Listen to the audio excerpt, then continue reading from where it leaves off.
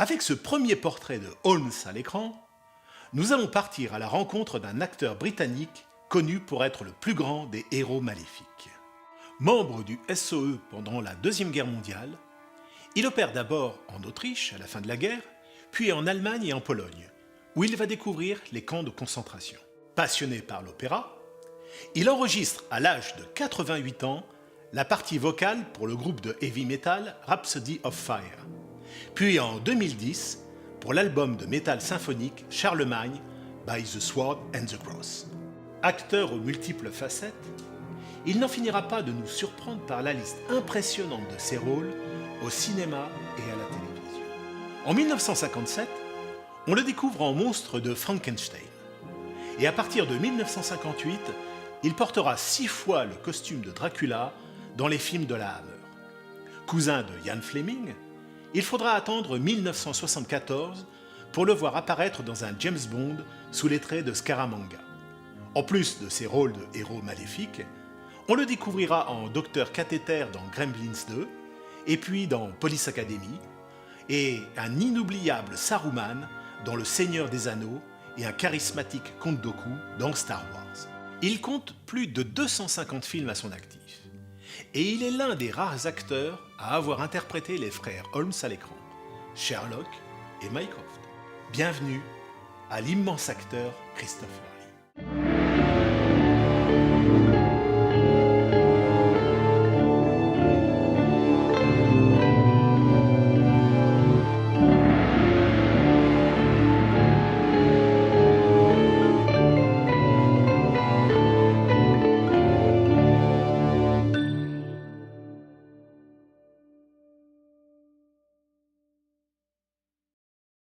Sir Christopher Frank Carandini Lee, dit Christopher Lee, est né le 27 mai 1922 dans le quartier de Belgravia à Londres. Bien qu'ayant la carrure idéale pour endosser le costume du détective, il va faire son entrée dans le monde de Sherlock Holmes en 1959, avec le rôle de Sir Henry Baskerville, dans cette toute première version en couleur du Chien des Baskerville. La Hammer a été fondée en 1934. Mais c'est en 1949 que cette compagnie relance sa production avec la particularité de tourner ses films dans d'anciennes maisons au style pseudo-victorien. Même si sa production est marquée par des films d'horreur entre les années 1950 et 1970, la Hammer produira également des œuvres de science-fiction, des thrillers, du film noir et des comédies, et plus tard, des séries télévisées. Nous sommes en 1957. La petite firme britannique vient d'enregistrer un succès inattendu avec Frankenstein s'est échappé de Terence Fisher. Ce réveil, à l'épouvante gothique, annonce le déclin des films de science-fiction classiques des années 50. Désormais, le but de la Hammer est de relancer la galerie des monstres fantastiques immortalisés par Universal dans les années 30, avec une toute nouvelle recette: érotisme, scènes de violence baignées d'une atmosphère gothique couleurs chatoyantes dont le rouge, une musique stridente, le tout dans un budget minimaliste pour attiser l'inventivité des créateurs. 1958. Une nouvelle adaptation du roman de Bram Stoker est tournée, Le Cauchemar de Dracula, toujours sous la direction de Fisher. S'ensuivra La Momie, Dr. Jekyll and Mr. Hyde, Le Fantôme de l'Opéra et bien d'autres. United Artists et la Hammer vont alors s'associer pour Le Chien des Baskerville, avec l'idée de lancer une nouvelle série basée sur Sherlock Holmes, inspirée des 14 films tournés aux USA avec Basil Rathbone, entre les années 1939 et 1946. L'équipe, déjà bien rodée par une longue série de films d'horreur, va être une nouvelle fois réunie. Terence Fisher sera toujours à la réalisation, Jack Asher à la photographie et Bernard Robinson à la direction artistique. James Bernard prendra en charge la musique, tandis que Peter Cushing et Christopher Lee seront une nouvelle fois de la partie. Peter Bryan signera l'adaptation du roman de Conan Doyle. Dans cette histoire, Sherlock Holmes est chargé d'élucider la mystérieuse mort de Charles Baskerville, un aristocrate dont on a retrouvé le cadavre dans la lande du Dartmoor près de son domaine. Tout semble indiquer qu'il a été victime d'une malédiction ancestrale, celle du chien des Baskerville. Le tournage va se dérouler entre septembre et octobre 1958, sous la direction de Terence Fisher. Bernard Robinson va réutiliser certains extérieurs du château de Dracula pour représenter la façade du manoir des Baskerville. Si Le Chien des Baskerville a déjà été adapté plusieurs fois à l'écran, cette version est certainement l'une des plus abouties, et surtout le premier Sherlock Holmes filmé en couleur. Dès les premières images, le spectateur plonge dans un univers gothique avec l'évocation de la malédiction pesant sur la famille Baskerville. Le tout grâce à un superbe travail de la photo en parfaite adéquation avec l'ambiance du roman. La lande désolée du Dartmoor vous glace le sang. Les décors du château des Baskerville sont somptueux, accentués par l'austérité victorienne. Peter Cushing est un remarquable Sherlock Holmes, énergique et bondissant.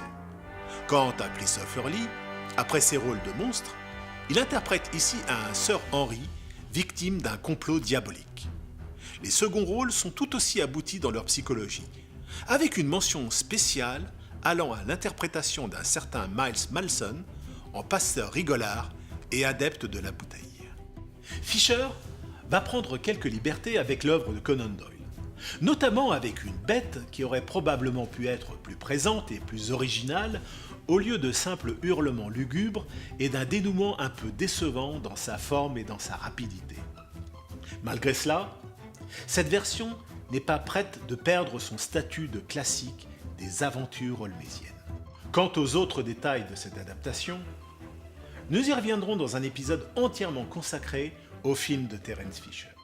Petite anecdote tout de même. Dans la scène de la tarentule, la peur sur le visage de Christopher Lee n'était pas feinte, car il souffrait d'une véritable phobie des araignées. 1962. Cette fois-ci, Christopher Lee va endosser pour la première fois le costume du détective dans ce qui devait être un rôle à sa mesure, mais dont le film en décidera autrement. Fort de son récent succès avec les productions de la Hammer et son rôle de Sir Henry Baskerville, Christopher Lee va être sollicité sur le continent. En juillet 1962, il est engagé dans une coproduction germano-italo-française. Sherlock Holmes und das Halsband des Todes. Sherlock Holmes et le collier de la mort. Si l'on jette un coup d'œil sur les acteurs et l'équipe technique, ce film a toutes les promesses d'être un grand projet produit par Central Cinema Company Film de Berlin. Le début d'une longue série. Terence Fisher à la réalisation. Christopher Lee et Torrey Walters, respectivement en Holmes et Watson. Kurt Siodmak, auteur prolifique et virtuose avec The Wolfman en 1941, a écrit un scénario prévu pour être l'adaptation du roman La Vallée de la Peur, mais qui en sera très éloigné. Un collier, ayant appartenu à Cléopâtre et d'une valeur inestimable, a disparu après sa découverte dans une chambre funéraire de l'ancienne Égypte. Le voleur est-il lié à une récente vague d'homicides et dans laquelle Sherlock Holmes y voit la patte d'un très distingué anthropologiste, le professeur Moriarty? N'y aurait-il pas aussi un lien avec le corps de Jenkins, retrouvé dans l'appartement du 221B Baker Street, mort avec une étrange expression des mains? Watson est perplexe, mais Holmes pense que tous ces éléments sont liés en dépit de la mise en garde de l'inspecteur Cooper de Scotland Yard, qui lui suggère de ne pas s'impliquer dans cette enquête. Tous les ingrédients sont réunis pour faire de ce Sherlock Holmes un succès. Mais le projet va tourner au fiasco. Alors, qu'est-ce qui a cloché? Sans doute une production loin d'être à la hauteur, et un producteur, Arthur Bronner, pourtant à l'origine du Docteur Mabuse, ressent le besoin de s'immiscer dans le projet, mais jamais dans le bon sens. Dans les studios Haselhorst à Spandau en Allemagne, il était évident que la production n'allait pas se dérouler comme sur des roulettes. La plupart des acteurs sont allemands. Christopher Lee et Torrey Walters parlent anglais, et l'acteur Ivan Denny s'exprime en français. Cela entraîne des scènes où chacun s'exprime dans sa propre langue sans comprendre ce que l'autre dit. Un frein réel ne permettant pas aux acteurs de réagir aux répliques. Terence Fisher se plaignit auprès de la production du côté statique du film, pas assez cinématographique, et surtout de travailler avec un scénario remanié à l'excès par des auteurs qui bricolent un texte à partir de différentes histoires de Doyle. Sur le plateau, les relations entre Fisher et Bronner sont tendues. Christopher Lee raconta que ce fut la seule et unique fois où il vit son ami Terence Fisher perdre son sang-froid. Il fut remplacé par son assistant, Frank Winterstein, avec pour conséquence un film qui sera à l'opposé du style de Fisher. Christopher Lee fut doublé en allemand et dans sa propre langue en anglais. La voix riche et profonde de Lee, parfaite pour le rôle de Holmes, ne fut tout simplement jamais utilisée. Sans oublier les problèmes de synchronisation avec un effet accentué sur le doublage en allemand. Les spectateurs durent se contenter d'une voix pâle et monotone. Comme beaucoup de productions des années 60, l'Angleterre édouardienne et le 221B Baker Street furent filmés à Dublin en Irlande, sous les directions de Paul Markwitz. Mais là encore, les automobiles et les bateaux du port de Londres laissent évoquer les années 1930, au lieu de l'époque post-victorienne. La musique du film, signée Martin Slaving, semble être tout aussi anachronique, avec son côté jazzy, évoquant davantage les années 60. Dans la liste des éléments incompréhensibles, le département maquillage décida d'affubler Christopher Lee d'une coupe en forme de V et d'un faux nez afin de faire coller son portrait à celui de Holmes dans les illustrations de Sidney Paget pour le Strand Magazine. Néanmoins, Christopher Lee et Torrey Walters vont offrir un excellent couple Holmes et Watson, face au charmant maléfique Moriarty joué par Anne Schonker dans des scènes qui restent les meilleures du film. Le film voulait coller un peu trop au roman policier d'Edgar Wallace, très populaire à l'époque, et moins à ceux de Doyle. Comme la première scène du film, où l'on voit un corps repêché dans le port de Londres, scène identique au roman The Dark Eyes of London de 1939. Christopher Lee ajouta, à propos de la réalisation du film, « C'est comme avoir tous les ingrédients d'un excellent plat et de se retrouver finalement avec quelque chose de médiocre. C'était un méli-mélo d'histoire de Sherlock Holmes que les producteurs allemands ont gâché. Ayant tourné en allemand, Lee fut à nouveau très remonté en découvrant le film. Ce que je trouve le plus inacceptable, c'est le fait que sans ma permission, ma voix a été doublée en anglais par un autre acteur. Le résultat est désastreux. Dans la scène où Lee est déguisé en thug, un deuxième acteur doublera sa voix avec un horrible accent cockney. Le film sortira sur les écrans d'Allemagne de l'Ouest le 30 novembre 1962. Puis en mai 63 en France et en mai 64 en Italie. Il sera diffusé à la télévision américaine 2 ans plus tard. Sa sortie sur les écrans britanniques en 68 suscitera pas mal de mécontentement à cause du doublage, et ce, malgré la présence de Christopher Lee en Holmes. 1970. Cette année, va sortir sur les écrans le Sherlock Holmes le plus cher à ce jour. La vie privée de Sherlock Holmes est le film le plus ambitieux jamais réalisé par Billy Wilder. Un grand projet personnel, un film qu'il désirait faire par-dessus tout. Amoureux depuis toujours de la création de Conan Doyle, Wilder passa plus d'une décennie à développer ce projet. L'auteur de 7 ans de réflexion, de certains lame-shows de La Garçonnière, avait toutes les cartes en main. Un budget de 10 millions de dollars, les stars Robert Stephens et Colin Blackley en interprètent de Holmes et Watson. Billy Wilder avait tout prévu. Un grand film avec son co-scénariste E.A.L. Diamond. Un long métrage de 3h20, narré sous la forme de 4 histoires qui se voulaient une étude sage et pleine d'esprit de Holmes, éclairant sous un nouveau jour un personnage dans toute sa complexité. Ce film devait être un triomphe, l'œuvre majeure de Billy Wilder. Mais United Artists en décidera autrement. Mais nous aurons l'occasion d'en parler longuement dans un épisode d'Element Story. Ici, c'est une foisonnante ville de Londres à l'époque victorienne qui va servir de décor. Après son rôle de Holmes, Christopher Lee va endosser celui de Mycroft, le frère aîné de Sherlock. Lee va apparaître dans 4 scènes. La première au Diogène Club, la seconde dans une tente près du château écossais qui mène à la présentation du submersible à la reine, et finalement à l'arrestation d'Ilse von Hofmannsthal. Sa contribution finale est une voix off dans la lecture d'une lettre expliquant le destin final de l'espionne allemande. Sans être importante, cette scène est tout de même mémorable.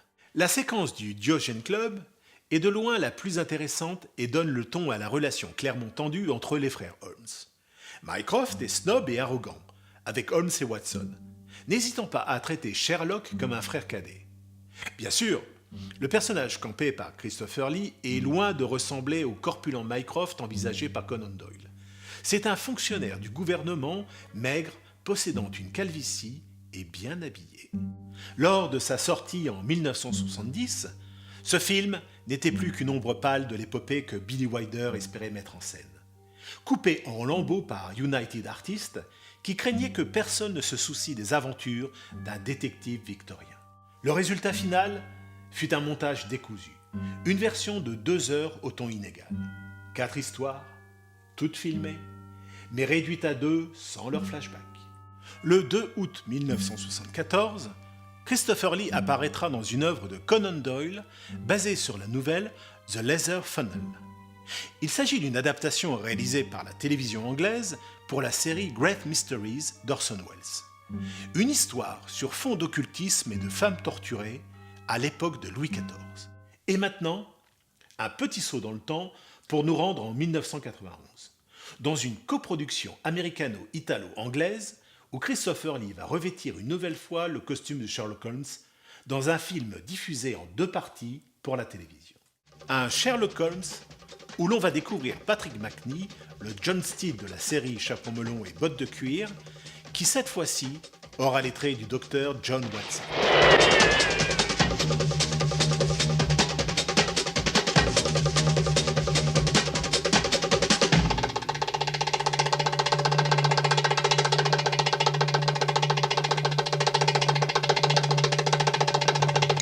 Un juste retour des choses.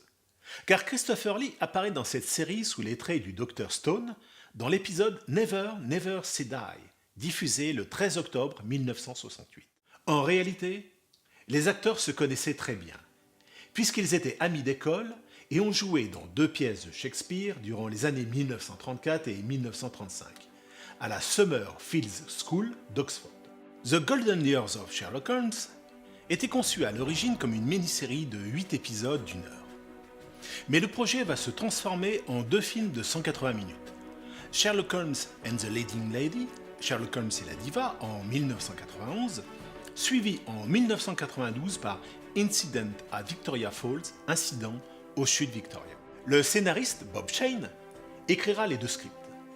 Il avait précédemment écrit le scénario du Retour de Sherlock Holmes, sorti en 1987, où Jane Watson, la petite fille du cher docteur, faisait revenir à la vie Sherlock Holmes cryogénisé depuis 80 ans. Le premier volet, réalisé par Peter Sasdy, nous plonge en 1910, période où les conflits diplomatiques sont nombreux et latents, tapis dans les prémices d'une première guerre mondiale. Mycroft Holmes va parler à son frère Sherlock d'une toute nouvelle invention, un système de contrôle à distance d'un détonateur. Celui-ci vient d'être volé à Vienne chez son inventeur le docteur Froelich. L'appareillage devait être livré au gouvernement britannique. Une enquête où Holmes fera la rencontre de la célèbre cantatrice Irene Adler et de Sigmund Freud, dont Holmes va requérir l'aide afin d'hypnotiser Irene Adler, permettant ainsi d'identifier le voleur. Un film où l'on pourra côtoyer l'empereur François-Joseph et le détective Elliot Ness. Quant aux acteurs principaux, Christopher Lee et Patrick Macnee, ils ont largement dépassé la 60aine. Et Morgan Fairchild, dans le rôle d'une Irene Adler volontairement rajeunie, ne fait qu'accentuer le décalage des âges. Mais Sherlock Holmes n'est-il pas immortel ? Malgré le faible budget, le couple Holmes et Watson fonctionne bien et la complicité des 2 acteurs se ressent à l'écran. Christopher Lee interprète un détective en proie au doute et que le personnage d'Irene Adler viendra titiller en réveillant les souvenirs d'un amour passé, rendant le personnage de Holmes un peu plus humain. Quant au 2e téléfilm, Incident aux chutes Victoria, celui-ci sera réalisé par Bill Corcoran, avec un budget un peu plus conséquent. 1910. Sherlock Holmes est sur le point de prendre sa retraite. Contacté par son frère Mycroft, celui-ci lui demande de remplir une mission des plus importantes pour le roi Édouard VII. Holmes sera chargé de convoyer un précieux diamant, l'étoile d'Afrique, de la ville du Cap en Afrique du Sud vers l'Angleterre. Accompagné du docteur Watson, voilà un objet qui va susciter convoitise et accumuler les cadavres autour de lui.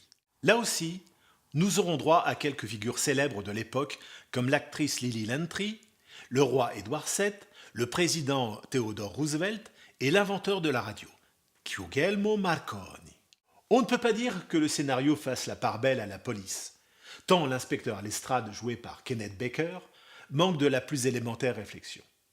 Malgré l'âge des deux protagonistes, voilà une série qui a redonné un peu de fraîcheur au personnage de Conan Doyle. Christopher Lee nous quittera le 7 juin 2015, à l'âge de 93 ans. Si vous avez aimé cette vidéo, n'oubliez pas de lâcher un pouce bleu et de laisser un commentaire. Vous pouvez également me suivre sur Facebook et Twitter.